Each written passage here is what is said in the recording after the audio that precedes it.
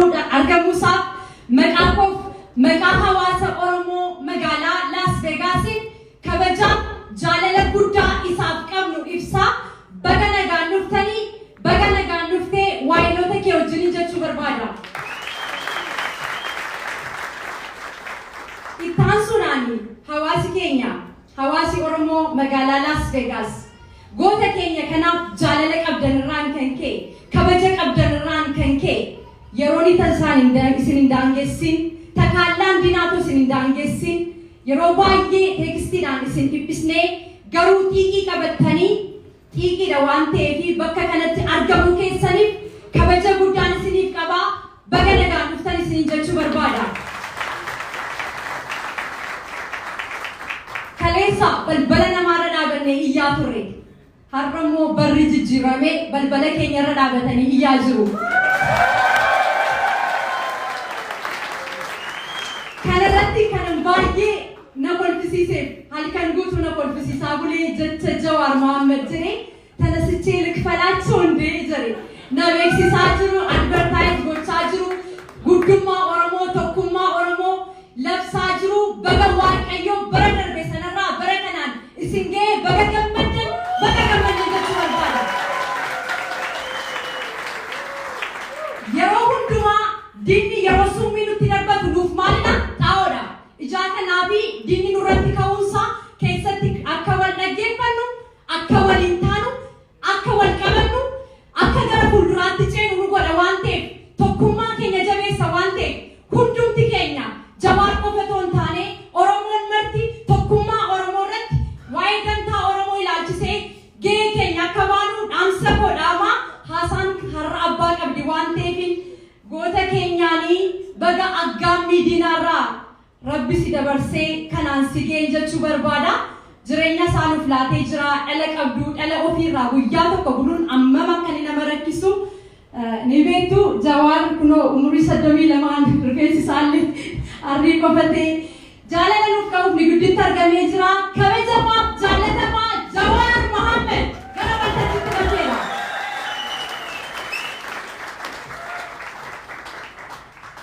Soddoni lama miti dullome appropriate. Kanaafuu olka'uun danda'u taa'ee kennas. Mara Las Vegas akkam jirta? Hunda dura baga kanaan nu ga'e. Tirachaatis taatu uumaan jennu bira ol dabarre jechuudha. Alatti isaan dhiifne.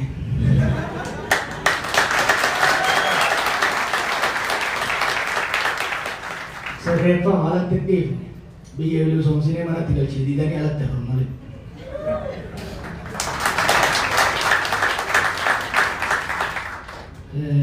Vegas kana hedduutti deebina. Vegas kanatti maa deemtanii nu jaalladhu. Namni jiru firii shan hin ga'u. Uummata jirra qoree baay'ata beekti. Kanaaf family yurdaari fi ka isaati fi ka yoo namni garuu Vegas galata guddaa nurra qabdi. Vegas gaafa Oromoo First irraa eegalee dhufne. Till today, it has the highest per capita donation of the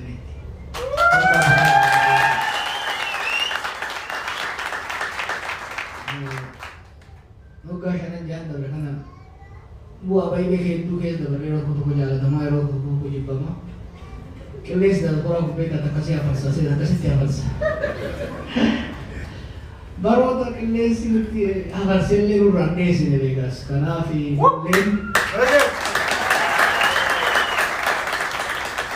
Lulen orang budan ne audience gini budan jadi Vegas orang kau cuma baruannya. Kamera no kau dah tanda ke sebagai ojine doa. Vegas tu मांगे थी दर के साथ कितु कब थी karena bisa ले जे pilih kawan akan penulis itu karena orang California kau peci tu kau peci ne di mana badal tanda orang Santiago mana masa ada tu wali galat di gawang suatu berbeda cara mari dah manjuru jauh sumber dari lama kau pulang ke mana maju karena kontekstii kamiin ilaallaa kan jiru irratti qabxii takka lama kennuun barbaada. Egaa akkuma beektan jijjiiramni kun akkamitti akka dhufe isin warra keessatti hirmaataa ture. Fagoollee taatan qabeenya keessaniin qalbii keessaniin nama shanillee taatan hiriira ba'uudhaan yeroo barbaachisaa ta'e hamma dhiisanii deemuudhaan qabsoo kana gargaaramaa turtaniif jijjiiramni kun akkamitti dhufe kan jiru isin baay'ee barbaachisaa natti fakkaata. Jijjiiramni kun akka malee abbaa fedheeru erga dhufe booda waan gaggaarii baay'ee fidee dhufe. Kan duraa wayyaanee waggaa 50 nu bituudhaaf siree tolfattee ol baate irraa buusuu hin danda'amudha. Mootummaan shimbiraan itti lakkaa'uu zayituunaan itti dhagaan hin buuftan osoo jedhan buusuu hin danda'amuun sun hamilee uummata keenya baay'ee ol kaase. Oromoon isaan maqee firaa fi alagaan isaa akka beekuu dandeessise. Kan duraa saayikoolojikal. Yoo yaadattan Oromoo First Hoggaan Dhufee Sallachaa kennaa jiru akka inni duula sanii inni guddaan hamilee Oromoo qalbii Oromoo cabte deebisuudha. Gosa 20 wayii san duraa irratti mooraa qabsoo Oromoo laafachuu isiitirraa hoggansa Oromoo Oromoo adda qoqqoodamuu isaatirraa jaarmaan adda jajjabuurraa kan ka'e hamilee Oromoo baay'ee bu'ee ture. Collective self-esteem kan hamilee waluu mataa gadi bu'ee ture. Mana bu'aattis, mana barjaattis, mana farsoottis, taaksii fi starbaksittis namni keenya Oromoo waliin taatu, waliin galtu. Kanaafuu diinanii injifattu yaada jiru keessa waan tureef duulli guddaan OMN ittiin ijaaruudhaaf godhaa ture sun Oromoon waliin taatee wal taatee waan tokko qabu akka dandeessu ofittis ormattis agarsiisuudhaaf ture jechuudha. Kanaaf injifannoon waggaa tokko walakkaa dura dhufe sun material gain waan qabatamaa biraanlee irraa dhabamu hamilee uummata keenyaatiif guddaa ture. Qabatamaan immoo jarreen siyaasaa bal'achuun qabsaa'onni keenya yeroo dheeraa manneen hidhaa keessatti dararamaa turan hoggansa dalatee manneen hidhaatii ba'uun miidiyaaleen galuun dhaabbileen siyaasaa mana hidhaatii fi biyya alaa tasaa galuun uummanni keenya wal keessa yaa'uun alaabaa fi mallattoon qabsoo keenya yeroo dheeraadhaaf namni keenya ittiin dararamaa ture ol kaatee ol fagaattee Oromiyaa irratti balali'uun jijjiirama qabsoo fidee keessaa jechuudha. San qofa osoo hin ta'in naannoo sanii fi biyyattis hafuurri nagayaa, hafuurri tokkummaa hoggansa Oromoo jalatti deebi'uu eegaluun suni injifannoo ture. Kana waan haalamuu qabu miti. Bu'aa wareegama qaqqaalii ilmaan Oromoo waan ta'eef. Adeemsa keessa jijjiiramnis amna waan ta'eef, imala waan ta'eef, imala keessatti namni dadhabuun, laaffachuun waan hojii waan ta'eef waggaa tokko walakkaa booda dogongoroota jalqaba irratti raawwatan. Keessattuu waliin bareechuu dhabuudha, wal dhaga'uu dhabuudha.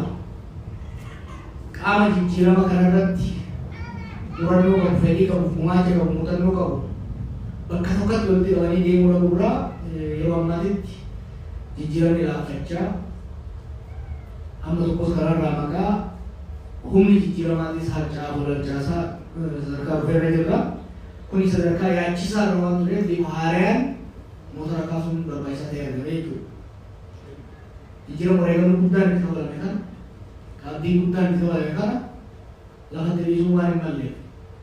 Jijjiiramni kun laaffachuun qaamni jijjiiramaa addaan harca'uun diinota kaleessa farraa kaayyoo biraan qabne lafaaf lafee ta'e qoquun alatti kaayyoo biraan qabne injifannoo sabni kun isaa Salomoon walii argatan kabee of bulchuu kabahanii garuu kaadaameyyummaa si calaqqisiisu san haquu warra barbaadanii hamilee hiree yeroo ammaatitti biyya keessatti illee duula guddaa qaban waan godheef kan ofirraa deebisuu fi jijjiirama kana itti fufsiifne sirna federaalawaa dimokiraatawaa uummanni Oromootii fi uummanni wajjin jiraatu itti bulchee biyyas walitti bulchu gadi ijaaruudhaaf jijjiiramni humni isaa laaffate kun deebisee humna akka horatu humni jijjiiramaa harjee walitti akka sassaabatuuf akeenyi fi kaayyoon irraanfatamee burjaatiin uumame kun qixa sirriitti akka deebi'uuf jecha duula bifa haaraatiin bal'uudhaaf dirqamee jirra jechuudha yeroo ammaatti. Kanaaf waan tokko yaadachiifna amma duulli kanaa fi kana duraatiin wal fakkeessu. yoo yaadattan yeroo Oromoo as eegalesan waanuma fakkaatan ture. Qabsoo Oromoo laafee isinirraa kan ka'e hoggansi keenya addaan faca'ee orma jala shiibuu eegalee jechuudha. Kun galee wayyaanitti akka kennate. Kijibaa miti bara. Diaspora kanas qabna. Kan dhaqee lafa addaan hirataa ture qabna ture jechuudha. Hogganni qabsoo irratti abdii kutatee garii wayyaanitti galee biitu jijjiiramte namni guddaa keenya biitu jijjiiramte wayyaaneen buutee waan adda wayyaanee kaleessa itti fichile san faarsuu mudatee jechuudha. Gariin biyyoota olaanitti naqqifatee mana godhate. Gariin sirna Natanyaa warra leellishitti maxxanuu dhufee jechuudha. Istoota faakti to'atan tole. Kana kan arge diinni Oromiyaa hawwinu nu argamsiisuu dhiisi. Walqixxummaa nuti haabdatu sani nu dhugeeffatu dhiisiti. Nuti Oromoodha jechuun akka yakkaatti laalamuu eegalee jechuudha. Kanaaf yeroo analyzii irratti bahee ati Oromoo miti jennaan ani Oromoo jennaan akkamitti jettaan achirraa dhufte jechuudha. Ani Oromoo ta'uu irraanfatanii miti. Garuu yeroo sanitti yeroo hoggansi keenya faffaca'ee orma jala hiiku eegale san keessatti findaalaan tokko lafa ka'ee ani Oromoo ta'ee internaashinaal miidiyaa irratti dubbachuun akeeka isaanii waan jaalatu waan fakkaatee tuffii qaban irra yeroo sana isa kanatti himaatu. Oromoo laaffannaan tuffii ni dhufa jechuudha. Oromoo laaffatee waan argate. Ani sagalee yeroo isaa wajjin haasa'ee siyoon mariidhaan isaan mo'addes na duuba humni gurmaa'ee akka jedhu waan arganiif ati Oromoo jechuun haraamii, ati Oromoo jechuun yakka hoodaa jedhanii duula hamaa banan jechuudha. Kijibaa fi dhugaa akkuma irraa kanatti ogeessa makanii na fakkeessanii uummata Oromoo bal'aa irratti duulli barantaan anis isin turee gara biraan ta'e. Dhaqee wanni isin gaafadhe ani Oromoo jennaan duran yaa Oromoo miti Oromoo miti jennaan Oromoo reeyya waliin misoota soori kunis duula kanarraa akka jedhamu. Waan fedhe gala malee dachiisatti wal siqa malee arras boruuf nuti Oromoo dursine jechuu santu balaa buuse. Balaa santu deemee riskii buuse. Ittiin isin dhufa maali bakka gara kaasaa jiru.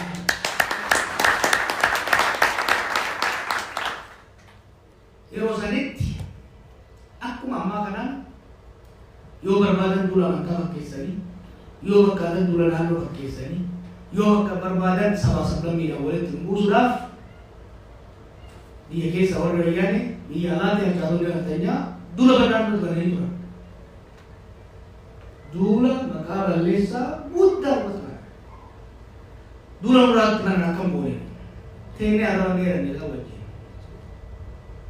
Remember, experience makin kerana itu dulu. Tehnya, engkau salatnya isa wajib kan. Kocaknya cale itu, mari butuh fatan. Moro wajib jutaan, apa kisah malu kau berapa? Dalam butuh fatan ni, sahabat sahabat kau kamu naik. Tokumma kan ni ega syakali, tokumma tu ega sih kamu naik. Wali wajib jutaan kau kan ega syakali, wali wajib ni ega sih kamu naik. Warga sekitar sebelum jalan nasi, nuke sor rohingya dalam kes nabi waktu kita kan sudah media sering deh, kalau kau sampai jadi agak kau kaya betul deh musim mana.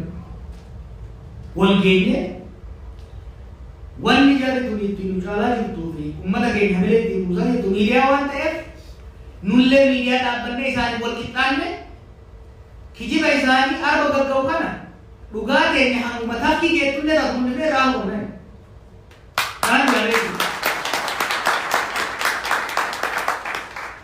Madadak ni, Euro media egal bukan sana. Melihat ini tidak kawan bukan. Euro media umar bukan koman kita. Kalau bicara wajib bukan. Orang mau kawan yang itu. Hinjar aja jalan kenyas. Orang mau berkata-kata. Kuliah orang kan ini nyari baru itu jalan. Samudra jam sini. Akwada dalam.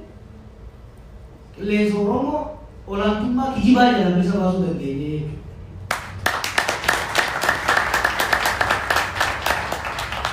Uya orang meniti jar resuni, uya kelas bisa apa berbuat.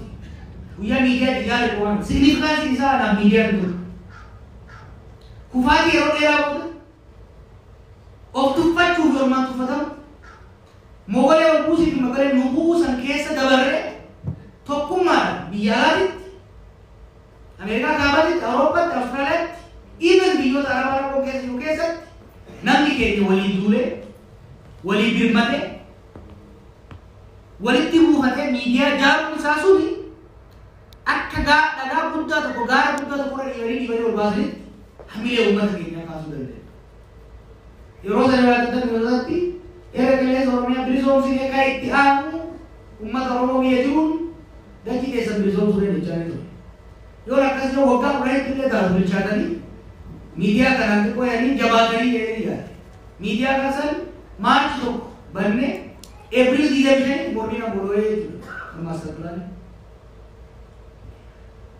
Sunny देवने मालूम तो कुम्मा के नहीं जा रहे तो कुम्मा वाले तो कहते हैं इमर करने का चल इमने तो मामिले को फान सिम्मेदी को मारिंदे सिल्लेदी दबले तसीमोना तो जो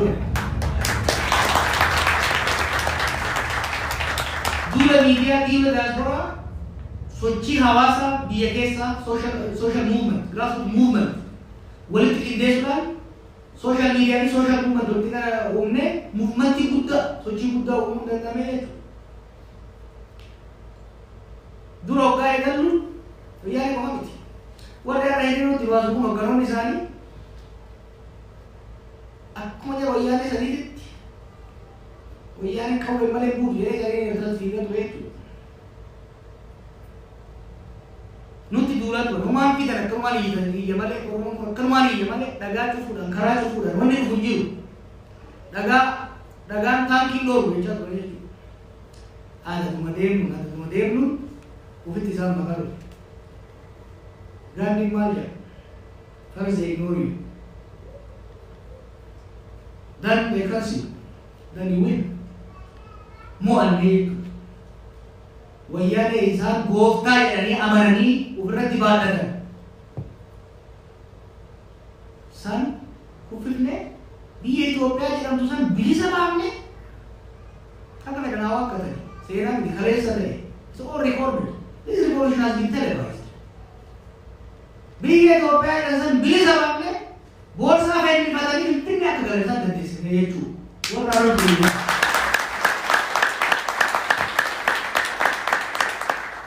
ada motif kita teriaca deh, walaupun tidak ada. Tokofa jalan tintun dente kopa beli somte anggo kau beti kejauh, hina pakai itu sih. Bakalan terjadi itu. Cina hina ke betul. Cina otobisi atau jalan dabar yang kalau dia kan berwajib tasawuf itu.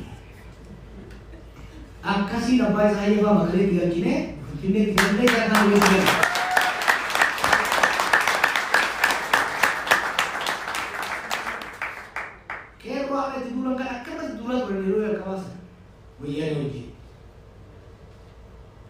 Both of them are on the video. Nulle ke roji chu he chu. Oromo farsu chu he, Kero farsu chu he. Salfi ka chu he chu. Inuma wo to nungali nulo garani, beta mangi salfi ka chu garani he. Mari ni nasi ja. Din namangku gaha di jimat. Gaha di buafit. Buas terus lagi bodoh cuina.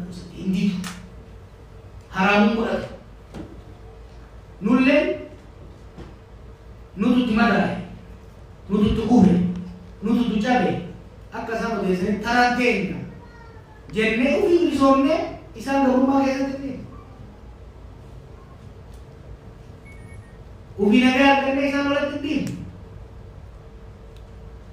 dari tidak ada dua lingkungan wakaya dua lingkungan Hamba kadang nukum nama kuma jadi toreng, biya koka bukan cuma barban, naga koka kadang cuma dendeng barban, bersumma koka tinggal koru barban dendeng, wali na aku kan nuyenet, dere namun dawan ni, yoya kan, hidhamtoonni Oromoo bahanii hidhamtoonni biraa waafan akkamitti hafan jennee mormii godhaa turre.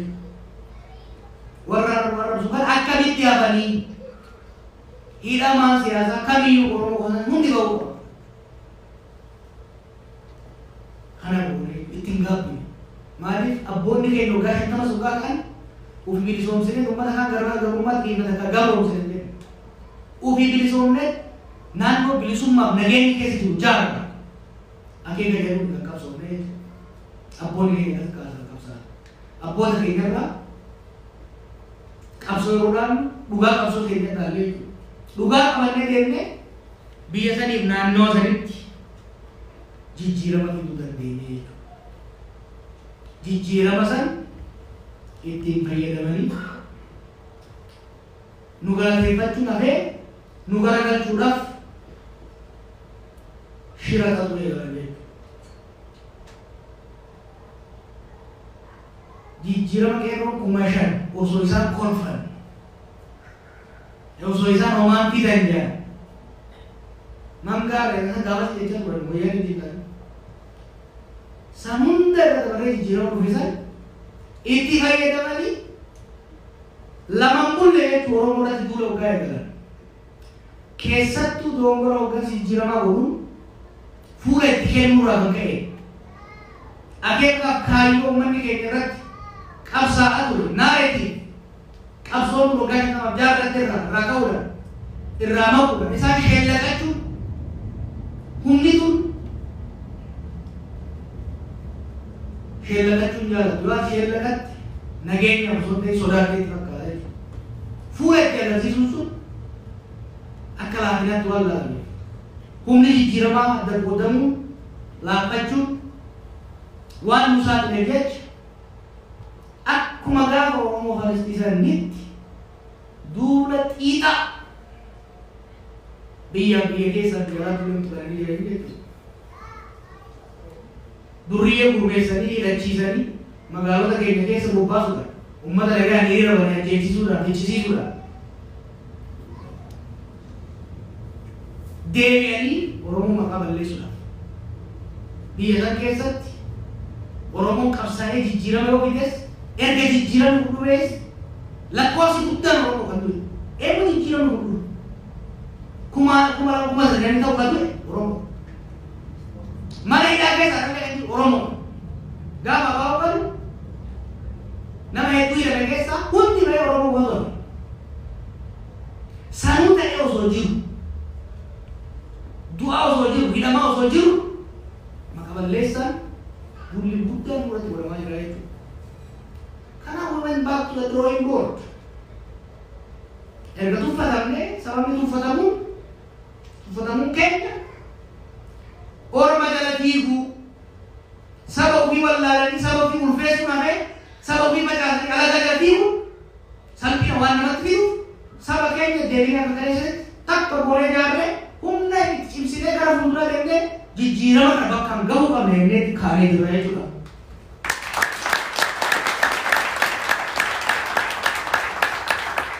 Irratti furmaan akka kabajamnuuf buutiin kaatee nyaachuu akka hin barbaanne falli jiru tokko qofa. Tokkummaa ofii cimsatanii tarsiimoo masa qabanii injifannoo argamsiisuu qofa. Maaliif mo'amuun akka eegaamaati arabbaan qabdu. Injifannoon abbaan siifiyaatii baay'ee jechuudha. Kanaaf akka kabajamnuu barbaadan. Jallaan keenyas karatti akka deebi'uu akka barbaadu ta'a. Ormis kan keessa akka ollalle akka nu kabajuu barbaadu taate falli jiru kanuma kaleessa boonisan jechuudha. Kaayyoo teenyatti deebi'ee akeeki keenya qulqulleeffanne bakka deemu sun sirriitti erga barree booda tokkummaa sabaa cimsinee tarsiimoodhaan masa qabnee gara injifannootti deemu qofa jechuudha.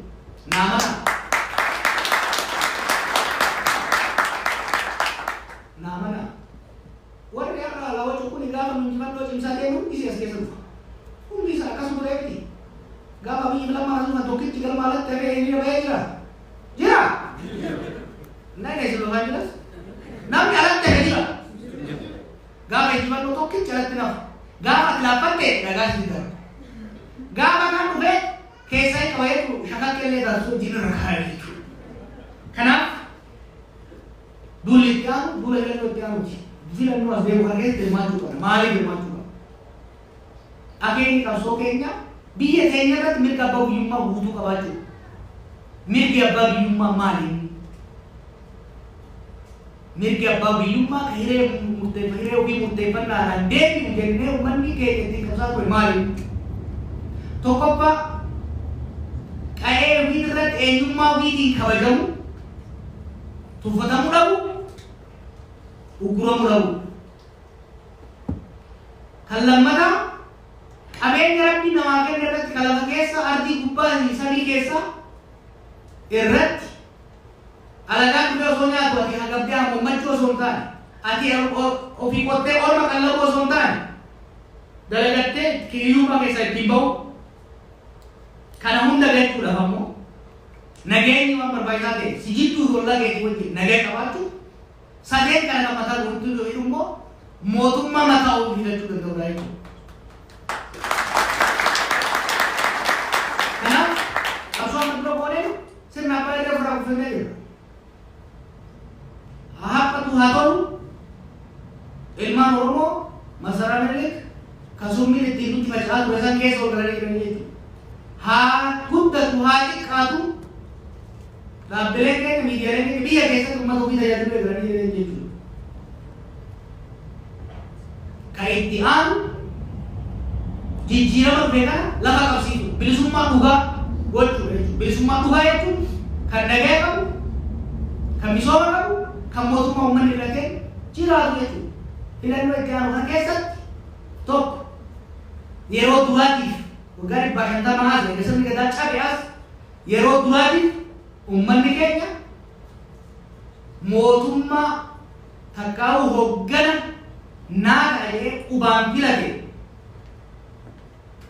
ni bula. San qofa miti. Namoonni inni filatu kun immoo heeraaf seera uummata kanaaf ni ta'a akkana tumanii ittiin bulaa jechuudha. Uummanni Oromootii fi Oromiyaan hoggansa uummataan filamee fi seera uummataan tumameen buluu eegaluu deemtii jechuudha. Seerri qixa qabu. Ka Oromummaa fi Oromiyaa dursu. Ka saba sablammoota wajjin nagaan uumu. Ka mirga lammiilee keenya eeguu fi misooma saffisiisaa fiduu danda'u. Kan jiraachuu danda'u mootummaa ofii filannee hoggaa bullee jechuudha. Filannoon kun filannoo laayyoo ta'uu hin danda'u. Siiriyeesii fudhachuu barbaachisa. Filannoo kanarratti mootummaa takkaa'u namoota nu bulchan qofaan hin qabilan. Ajandaalee wal mormorsiisaa jiran, wal falmisiisaa jiran waggaa 50 darbe kanaaf filannoo kanaan deebii argatu. Warri dhimma kunneen kan mirga hiree murteeffannaa uummatootaa barreesse waggaa 50 darbee jira. Arrallee akka haareetti sabaaf sablammoonni fi bulchuun biyya diigaa falmiin jirtu jirti.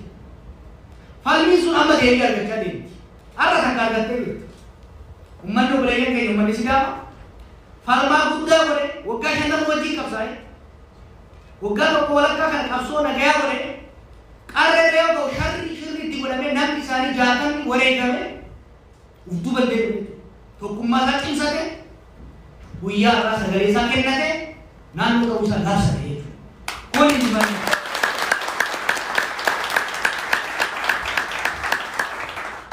Deengatta uummanni Sidaamaa ofii bulchuun barbaadu dhiphootatu kakaasaa jedhamuu danda'a. Uummanni Sidaamaa naannoo biraa diiguu barbaade jedhamee walolitti godhamuu danda'a. Har'a ta'uu namni akkas jedhu jiru. Uummanni Sidaamaa maal akka barbaadu gadi ba'ee dullatti osoo natiin daa'imni osoo natiin gadi ba'ee sagalee isaa kennate dhiiree fi ofii murteeffachuun barbaachisummaa isaa mirkaneessee jira jechuudha. Filannoon kunis referendamii akkanaa ta'uu deema. Filannoo asaanoo keessatti Oromiyaan barbaachifti moo cabalaqamtee Itoophiyaa jalatti jiraachuu qabdi. Oromummaan barbaachisaa immoo aadaa dubbatti hafaa, ilaalcha dubbatti hafaa gatamee Itoophiyummaa dullatti itti deemuu qabudha. Filannoo kanaan deebii argata. tulen. Hokkan Oromoo dhugaadhaan abbaabii akka isaan jedhan san immoo ilaalcha fedhii uummata Oromootti tarkaanfachiisaa jiru. Haga ammatti wal falmisiisuu danda'a. Garaan keenya beeka. Har'a garuu filannoof dhiyaataa jiru. Isinillee ta'uu baattan obboleeyyan keessan, abboonni keessan, haawwan keessan Oromiyaa keessa jiran Oromummaa fi Oromiyaa dhiphummaa isaan jedhanii san immoo Itoophiyummaa olaantummaa garee kan takkaa qabdu kan eenyummaa keenya waakkatu santu sirriidha kan jedhu gadi ba'ee harka itti kennaa jechuudha. Itti baa filannoo kanaa booda atakaaroon baay'een bakka argataa deemaa jiru. Uummanni Itoophiyaa, uummanni Oromoo, uummanni kun ofiin bulchuu barbaadamoo? Qeerri keessatti ofiin bulchuu barbaadamoo? Walitti diigee addaraasha guddaa tokko fakkeessee kan biraa irratti shuumee deemuu barbaada. Filannoo kanarratti murtaa'edha. Uummanni Oromoo investoroota muraasa biyya alaatii biyya keessa jiranii lafti isaa, albuudni isaa akka saamamu barbaadamoo qonnaan bulaa isaa dalagatee akka guddatu hawwii qaba. Filannoo kanaan murtaa'a jechuudha. Uummanni Oromoo Oromiyaa irratti ofiin bulchaa Itoophiyaa waliin bulchuudha. Sabaa sablammoota isa keessa jiraniif ollaa isaa wajjin jiran wal kabajaa wal jaalatee jiraachuu barbaadamoo karaa biraa akka isaan jedhanii biyya diiguu barbaada. Filannoo kanaan murtaa'a jechuudha. Hanga irratti yeroo Oromoon tokko ol ba'e inni Oromoo bakka hin bu'e. Dhugaa namni bakka hin bu'ate jiru. Of kennee kan qabsu. Filannoo kanarratti garuu bakka nu buufattu jechuudha.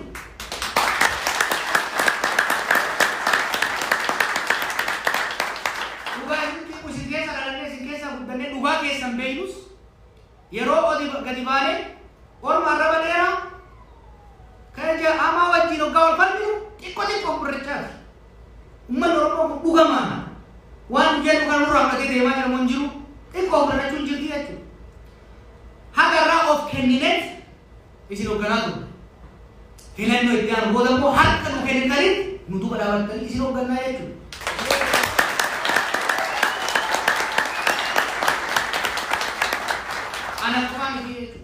Hoggansi Oromoo hayyuun Oromoo filannoo kana keessatti tokko lafa deemaa. Dhugaa Oromoo ol baafnee abbaa fedhe dura dhaabbanne falmine isin jechuudha. Waan isinii ta'u kana jennee isinitti himna. Kan isinii hin taane miti jenna. Kan isinii ta'u hin fudhattanii kan isinii hin taane hin dabartanii jechuudha. Filannoo asaanu kanarratti falmaan cimaan kallattii adda addaatiin ni godhama. Falmaa godhamu kanarratti Oromoon beekaasa, qaroosa, cimaasa, jal'aasa, hiriirse eetiin qabannee sitti dhufa. We are going to make you proud.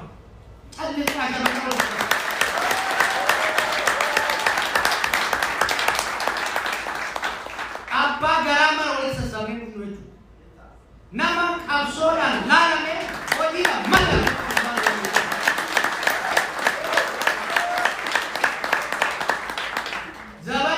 Oromoo fakkaatee ol ba'ee ormaan ergama maqaa isin balleessuuf maqaa keessan gurguratu asirratti dhaabataa jechuudha. Kanaaf akka isaan yaadanitti akka isaan hawwanitti qoqqoodamnee akka gabaa gullitti shunkurtiititti illee ni aanu tokko taanee Oromoo Oromummaa qabannee ol baanaa jechuudha.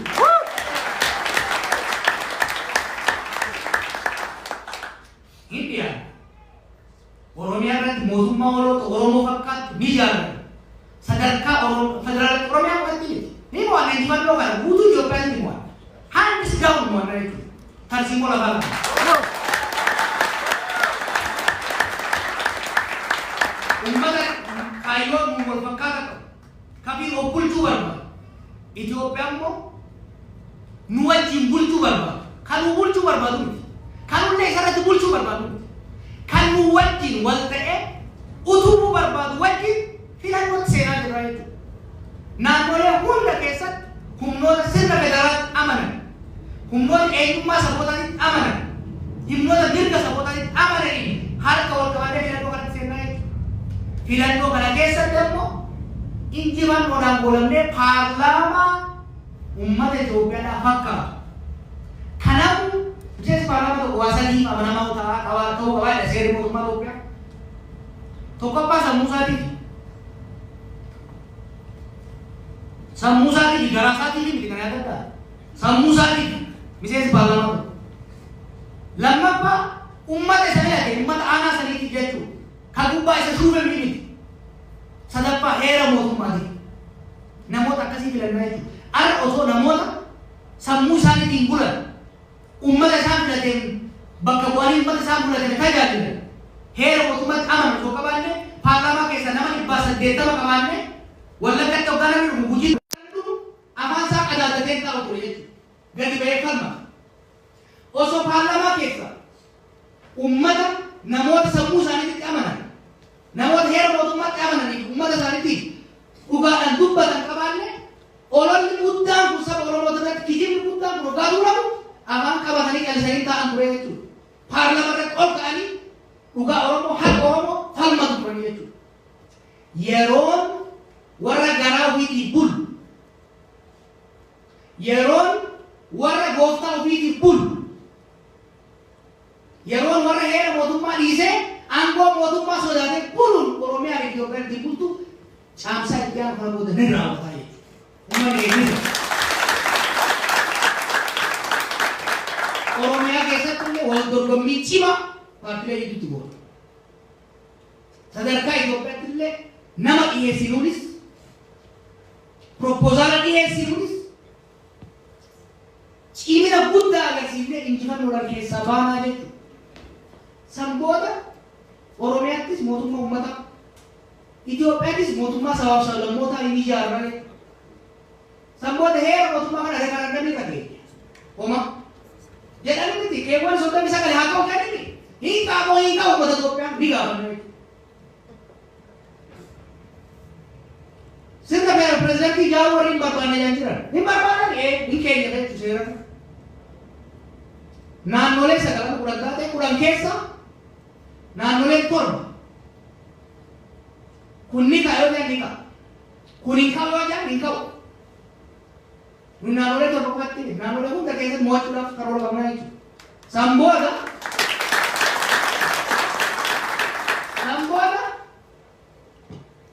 heerri mootummaa ummatoonni ol kaasanii keessaa sirreessanii itti dabalanii lafa kaa'an heera biyyisu ittiin bultu ta'ee raggaasifamaa jechuudha.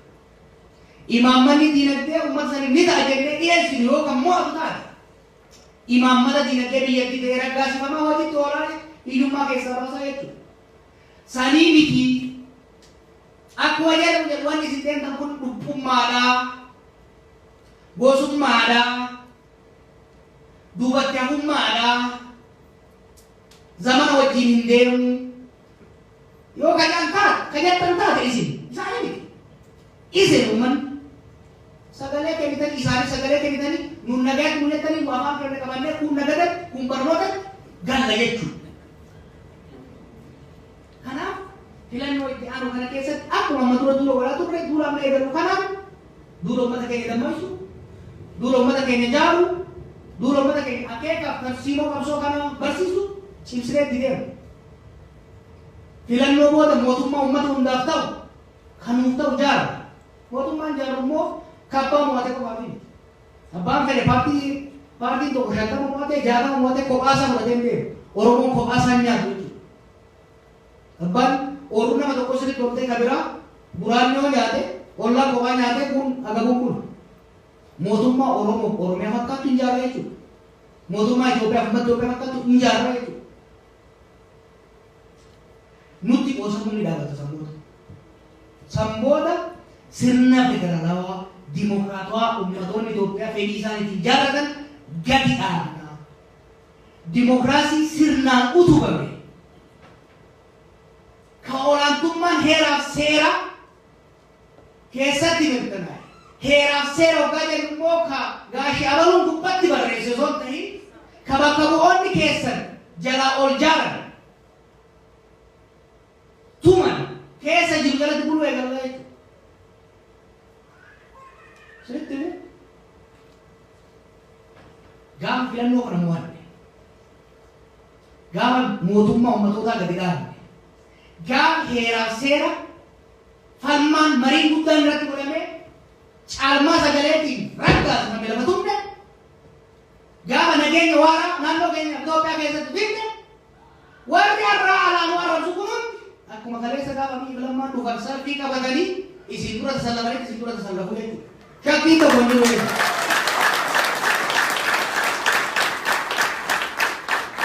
Hamma si wanni si wayi walumaa wanni isin gaafa. Warra arraba dheeratoon jarraba dheeratina. Warra isin arrabsu arrabsina. Warra isin xiqqeessu xiqqeessina. Yoo isin xiqqeessan guddadha mul'adha. Yoo isin arrabsan kabaja itti haasaya. Dhaggeeffadha. Laaftuutti hin geenye jechuudha.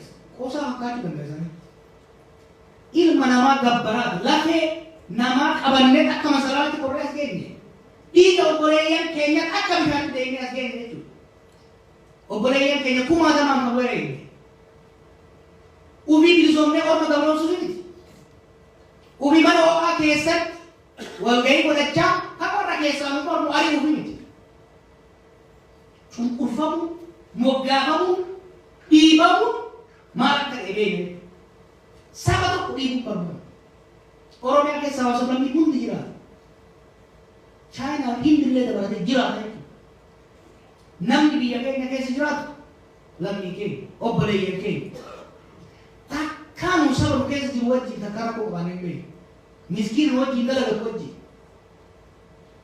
Takka rakkoo qabaanee hin beeknu gara fuuldurallee hin qaban. Sirna Natanyaa irratti gaafa ficcinu uummata Amaaraa irratti ficcine. Sirna nama nyaataa Hayila Sillaasee irratti ficcine. Gaafa Darbuu irratti ficcinu isaan irratti ficcine. Bineensa Mangistuu Hayilamaariyaam irratti ficcine. Zaman wayyaanee uummata Tigraay kana gaya kunduraa fagoo sanii waliin lollen. Sharri shayxaanummaa Mallas Zeenaawii irratti ficcine malee. Wayyaaneen deeman uummati reetiin nagaa waliin jiraatan. Halmaan keenya ilaalcha gadi qabuu barbaadu, mukaamsuu barbaadu, qe'ee teenya irratti anu wal goomsuu barbaadu. Sirna nama keenya ajjeesee ofii jiraachisuu barbaadu.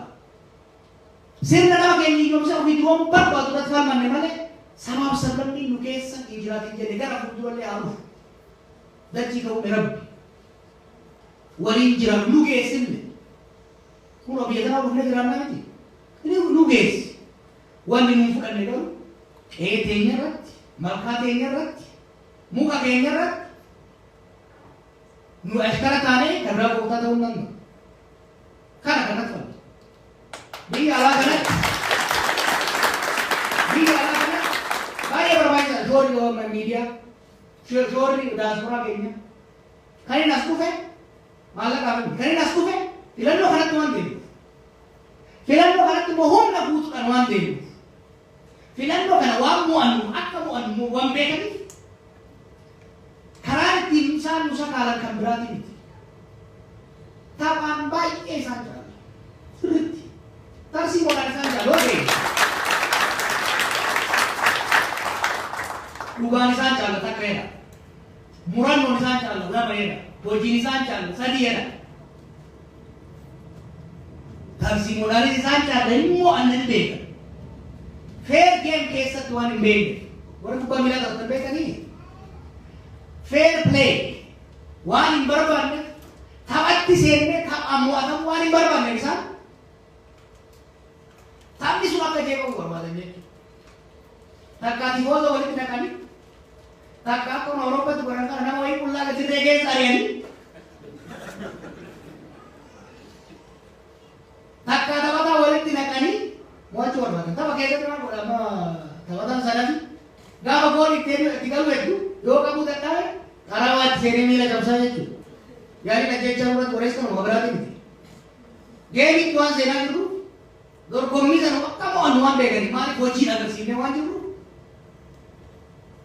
akka namaatti akka shaampiyoonatti waliin dargawanii mo'achuu waan hin barbaanneef yookiin maanoo nu tusiisuu barbaada.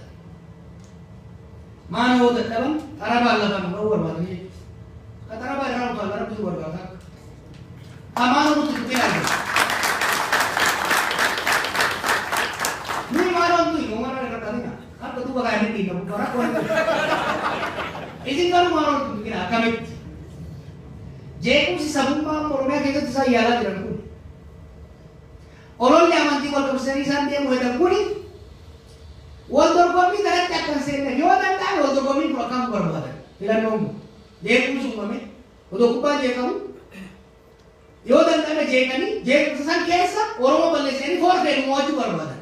Isinii galee it is very simple by the way forfeen mo'achuu barbaadan beeki jeequmsa hin uumu Oromoon nama fixeedhu amantii kana baafoo dheedhanii sanboota addunyaa kana itti iyyanii kijibaan faranjii akka tiyyaatti adii diree ta'u ormachumatti isaan qabatte dhanii yaadee argu. Kijibaan mataa isaan nyaatanii akkuma asitti yaalan kana taphni sararatamee forfeen akka mo'atan qabxii sadii akka argatan barbaadaa jira. Hin kenninuuf qabnu. Yoo dandeenye mo'annee qabxii sadii galan. Yoo mo'ata sadii kennineefi galatoomaa jennee kabajaan dura geesse. Yookaan tokko baadhee deemii biraatiin qophoofna malee abadan forfeedhaan hin dabarru jechuudha. Maali maaloo tokko jechuudha.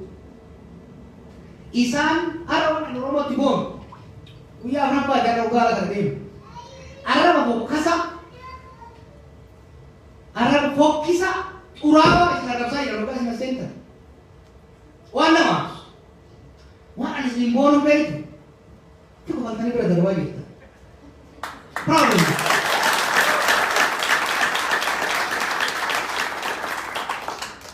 Isaan kan barbaadan butamtanii aartanii harkaan akka itti seentan.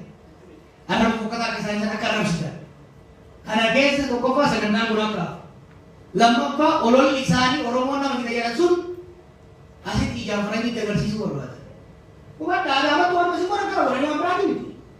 Waan don't be confused Adaamatti waan godhan. Inni guyyaa tokkoon beena gayaa.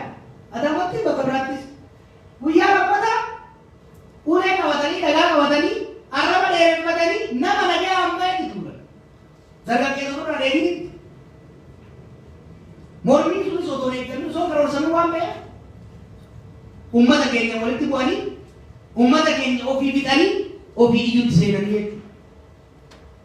Akka kanatti illee isaan kan barbaadan qaba. Isin garuu irraa argan. Qaroo itti kaatan. Arraba isaanii injifannootti fudhatanii jechuudha. Waca ifaa isaanii jifoosatti fudhatanii ol seentanii jechuudha. Kanaaf haa qophiin yeroo tokko.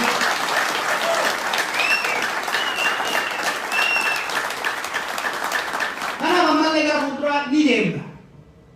Yoo isaan saba keessan arrabsan saba isaanii arrabsina. Maaliif beekta? Sabni baalageen hin jiru. Saba hunda keessa baalageen jira. Baalageen tokko saba tokko keessa as bahee isin arrabsee saba keessan arrabsee deebitanii waan arrabsan akka isa baalagee taatanii jechuudha. Faranjiin maal jetti? Don't argue with stupid people. They will drag you down to their level and beat you with experience. Maal jettu beekta? Baalagee wajjaa tafaaruu seenii inni hiikaa jira kushaasha keessa kushaasha akkasii argisan muuxannoo qabaa kushaasha keessa ani uffata uffattee deemtanii kushaasha keessa si arrabsa kushaasha keessa taa'ee laala ati huccuu bareeddee ba'u jirtu akka isii kanatti sii walgeettee ba'u jiru kushaasha keessa taa'ee si arrabsa. Kottu nama isinya, arte ete kushaasha tuh. Orang bisa kami kushaasha huccuu si balleessaa isaan si walsifa keessa jechuudha.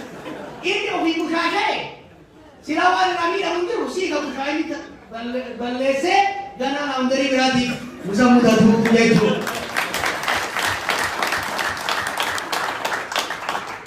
Kanaafuu uummanni keenya biyya alaa haga medhanii yoo isaan sabummaan isin arrabsan. Haga medhanii yoo isaan isin tuqan jalan deebisina. Irra caala maaliif isin jedhu dhagaa isaan darban fuunee achitti hin darbitu jenne. Qisaa saree yoo achi darbite walirra keette OMN ittiin hin jaalanne.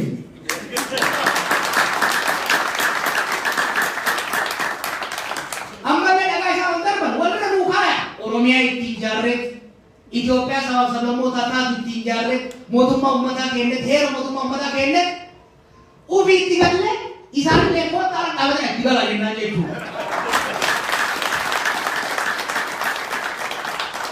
Kabiraa inni qabu malee waan isaan ta'an keessatti dubbii amantii namoonni oofanii hin kijiban. Kabajaan qaban amantii ofiitiif rabbi dam namni waaqatti amanu namni dhugaa bataskaanaaf masgiidaaf dantaa qabu tokkoffaa hin kijibu mana bakka biraatti gubate akka waan biyyaatti qabatee gadi hin kijibni haraamuu miti amantuu jechuutu boorgaami qabatee gadi hin bahu lammaffaa namni rabbi namni waaqa arraba bokkuu dubartiin arrabsu kan arrabsa hin kijiban maalolli isaan barbaadan oromoo tanatti akka ta'e isaan rakkise tokkuma taatanii jala rakkiftan awwa yaa oromoo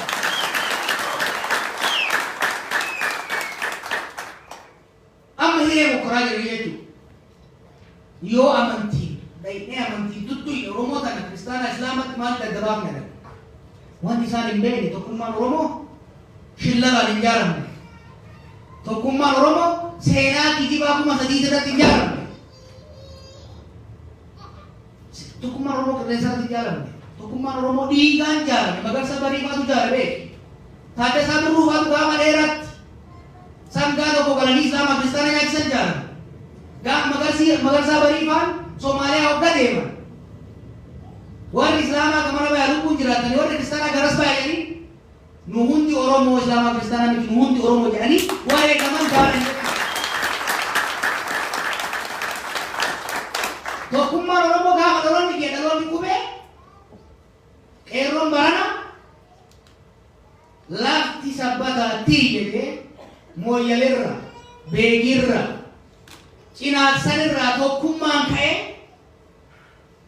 falmate kabaja utti horee biyya bilisa baase tokkummaan oromoo dhiigaan dhufte jechuu taphaanii miti tokkummaan oromoo cirracha irratti hin jaaramne lafee abbootii keenya irratti jaaramti dhiibee wanni isii gubbisaa jiru galaan isii gubbisaa jiru tokkummaan oromoo kijiba irratti hin jaaramne dhugaa irratti jaarame jechuudha dhugaa abboota keenya irratti dhugaa rabbiin lafatti illee namaaf waaqa biratti illee beekamtii qabduun jaarame jechuudha wanni musirraa eenyu tokkummaa keessatti ibsu tokkummaa keessatti daran ciibsu walii obsu wal kabaju wal tirsu dhaqabataa jechuudha dhumara akkana isa jabtanu dhagaa we are going to win kana nutti dhiisa game we have strikers best strikers no worry kana argudeessan warra mul'atu ana qomaa miti waggaa tokkoo biyya galle kana caccifneetuma ellimneetu nu callifne waa baay'ee hojjennee jiru ummata keenya gandarraa amma walitti ijaarree jiru gandarraa amma walitti ijaarree jiru waggaan amma gardandara qofa santeen baay'ee fidnee jirra jechuudha dhaaba sadii afuraa qabu malee sabboontoonni onneen ishii garaa ishii bakka takka jiraa jechuudha ilmoo waan akkana sodaatina wanni isin gaafan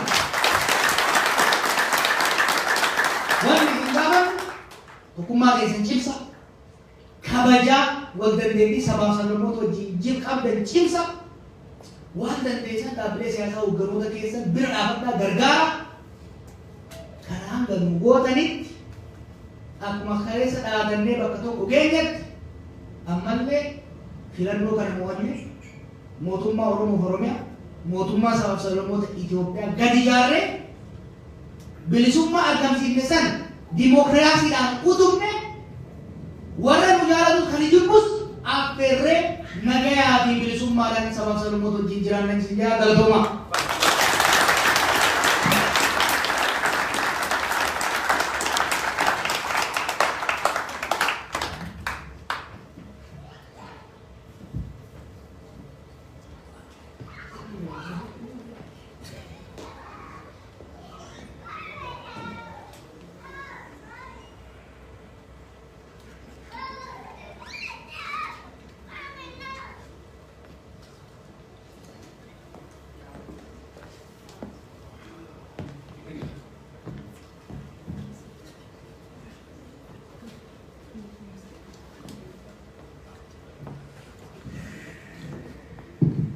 Hayyee kulli keessan isa silaarra baay'ee ifee jira baga gammaddan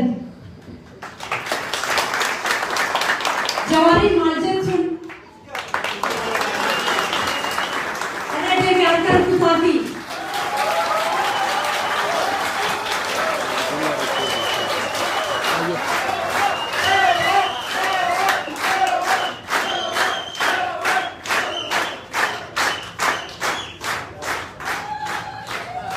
ulfaadhaa galatooma kabajaaf jaalala qabnuu fi asumaanii maqaa hawaasa Oromoo magaalaa Las Vegasin isiniif ibsa. Keessummootni si gudduu jiru waayilotni isaa isinis baga nagaan dhuftanii milkaa bakka deemtan hundumaatti milkiin galaa jechuu barbaada. Egaa hawaasi keenya goota keenya Jawaar Mohammed bara 2013 na yaadadha yoon dogoggoru baadhe Jawa Agasti keessa Oromoo First yeroo inni jedhu ani mucaa koo sheekumaa deemee hospitaala ciisa ture. Yeroo sanarraa kaasee waan baay'ee keessa darbee Oromoo gargar faca'ee ture. Jireenya isaa, maatii isaa, hojii isaa dhiisee anaaf isiniif Oromiyaaf Oromummaadhaa fi tokkummaa ijaaruudhaa fi nama lubbuu isaa tokkicha nuuf kennedha. Kanaaf wanti nuun jennu jiru milkaa'in jennaa bakka deemte hundumaa wanta yaadde hundumaa Waaqayyo galmaan siif haa ga'u si jaallannaa si bira jirra si wajjin dhaabbanna jechuu barbaada.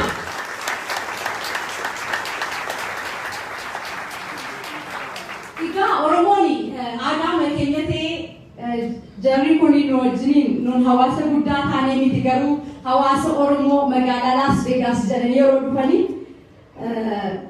baay'ina keenya miti. Garuu siniyyuu beektuun bara kana keessatti akka quba qabdummeenyaa galmallee bitannee jirra. Baay'ee gammachuu guddaan nutti dhaga'amee jira. Egaa gooti keenya yaada isaa nuuf ibsee jira. Akkuma aadaa keenyaatti miidiyaa keenya OMN ta'e Jawaariin bira dhaabbachuu qabna, gargaaruu qabna, dirqama hunda keenyaadha. Tokkummaa keenya haa mul'isnu biraa dhaabbannu dhaamsa godha. Gaaffiif deebii dhumarratti itti fufaa, gaaffiif deebii yeroo itti fufu maayikiin sirna raannaa carraasiniif laataa bakkuma teessanii gaaffii keessan gaafattu garuu isa gidduutti fundraisingii waa jennuuniti keessummoota keenya jaallaaf kabaja isaaniif qabnu ibsine ofirraa